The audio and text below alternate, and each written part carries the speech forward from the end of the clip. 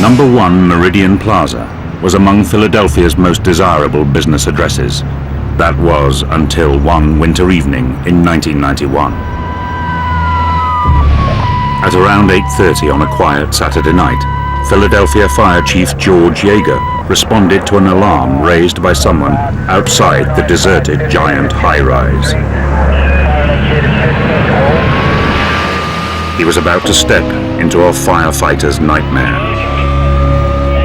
When I arrived at the building, I got out of the chief's car. I looked up and saw heavy smoke coming from one window at approximately the 22nd floor.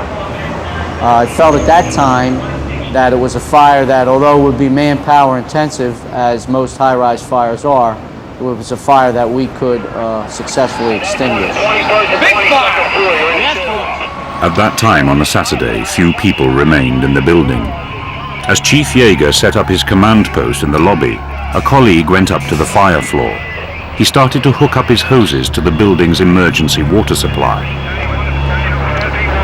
The first indication that I had that something was not right was when that he called down on our radio and said that the water pressure was low.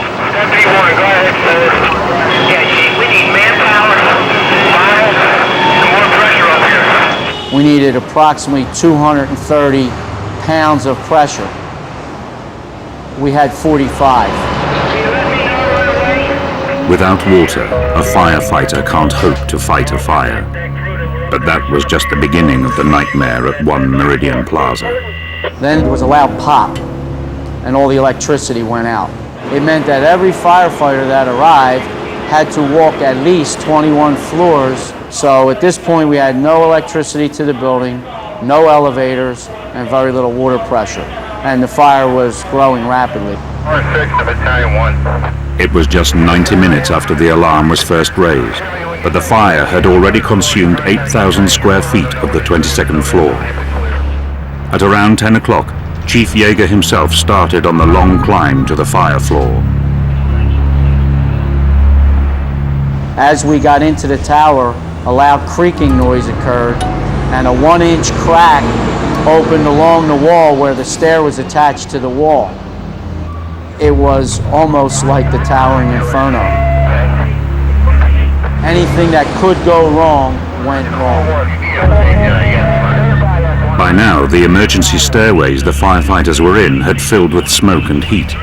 3 men from Engine 11 were sent to open the roof vents to help the smoke escape. They proceeded up and at some point became disoriented or ran out of air or got lost. They radioed down that they were lost above the fire and running out of air. And then they lost contact.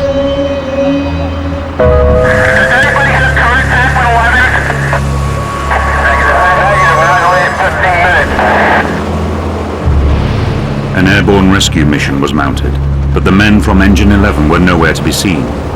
The helicopter searchlight scanned the top of the building, and finally, they were found.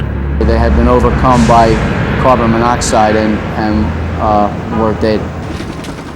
The fire at Meridian Plaza had now become a killer. By early Sunday morning, over 300 of Philadelphia's firefighters had joined the running battle, but the fire spread ever upwards. It had now laid waste the entire 23rd, 24th, and 25th floors. The fire commissioner was told that the building could collapse. So his decision was to pull everybody out. When they built the Meridian Plaza, automatic sprinklers were not needed by law, but tenants on the 30th floor had insisted their landlord fit them anyway. Could a few little sprinklers stop the fire in its tracks? When they pulled everybody out, the fire was on the 26th floor. They stood and watched as the 27th, 28th, and 29th floors free burned. The sprinkler system on the 30th floor held the fire. 300 of the best trained, best equipped, highly motivated firefighters in the United States could not successfully extinguish what approximately 10 sprinkler heads put out. New laws would be passed on the fitting of sprinklers as a result of Meridian Plaza. 8 whole floors had been gutted. $100 million worth of damage had been done, and 3 firefighters were dead.